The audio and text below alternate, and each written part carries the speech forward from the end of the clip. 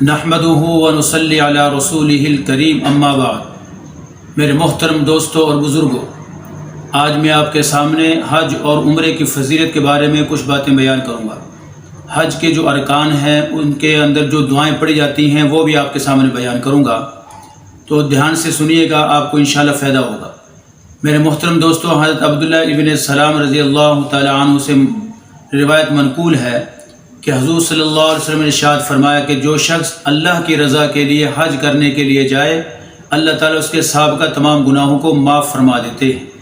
ایک روایت کے اندر آتا ہے کہ جو شخص حج کا ارادہ کرے اور حج کو ادا کرے، اللہ تعالیٰ اس کو گناہوں سے ایسے پاک صاف کر دیتے ہیں جیسا کہ معصوم بچہ ہوتا ہے۔ اسی طرح میرے محترم دوستو، جو شخص حج کرنے کے لیے جائے، اللہ رب العزت فرماتے ہیں کہ اس کے اوپر 100 رحمتوں کا نزول ہوتا ہے۔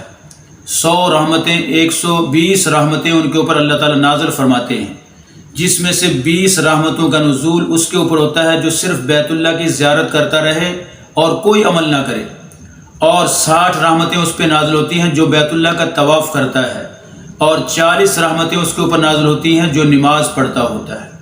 محترم دوستوں، مختلف روایات کے اندر اس کی فضیلت آئی ہے۔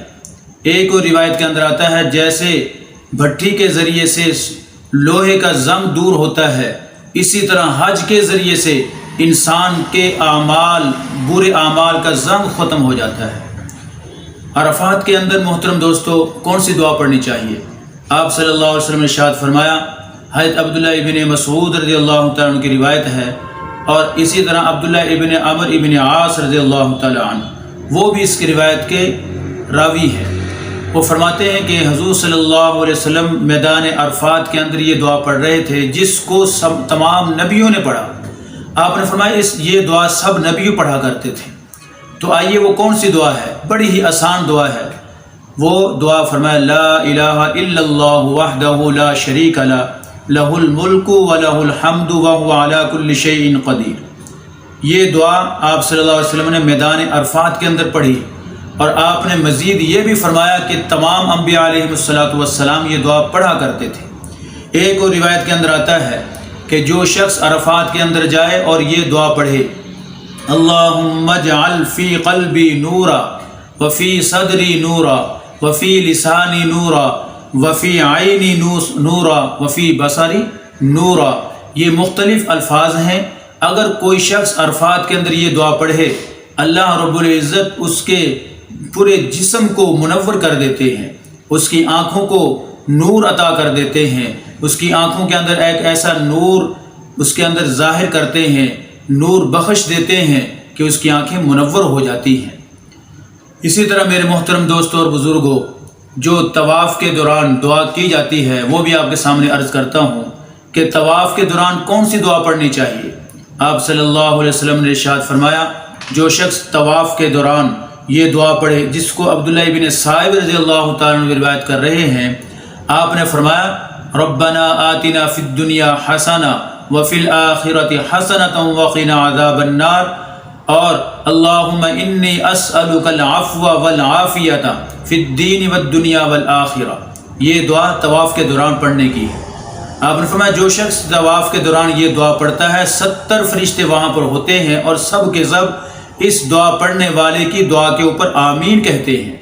محترم سامعین، ایک شخص دعا کرتا ہے اور اس کی دعا کے اوپر 70 فرشتے آمین کہیں، تو ذرا بتائیں اس کی قبولیت کے اندر کوئی شک رہ جاتا ہے؟ یقیناً نہیں۔ اس لیے ہمیں چاہیے کہ ہم یقین کے ساتھ یہ دعائیں پڑھیں۔ اگر ہم یقین کے ساتھ یہ دعائیں پڑھیں گے، انشاءاللہ العزیز ہمیں یہ برکات ملیں گی۔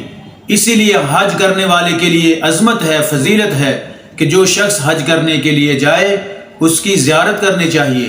سب سے پہلے جو اس کی زیارت کرتا ہے اس کے بھی اللہ تعالیٰ گناہ معاف فرما دیتے ہیں۔ تو اب جو شخص اس کو ملنے کے لیے جائیں، ملاقات کے لیے جائیں، اللہ رب العزت اس آدمی کے گناہ کو معاف کرتے ہیں۔ تو ذرا بتائیے، جو آدمی حج کر کے آئے اس کے گناہوں کو اللہ معاف نہیں کریں گے؟ یقیناً اللہ اس کے بھی گناہوں کو معاف کر دیں گے۔ روایت آپ کے سامنے میں نے بیان کی کہ اللہ تعالیٰ حج کرنے والے کو ایسے گناہوں سے پاک صاف کر دیتے ہیں جیسے کہ چھوٹا معصوم بچہ ہوتا ہے۔ اللہ تعالیٰ ہم سب کو حج والا عمل اس کے لیے ہم سب کو قبول فرمائے، حرمین شریفین کی ہم سب کو زیارت نصیب کر دے۔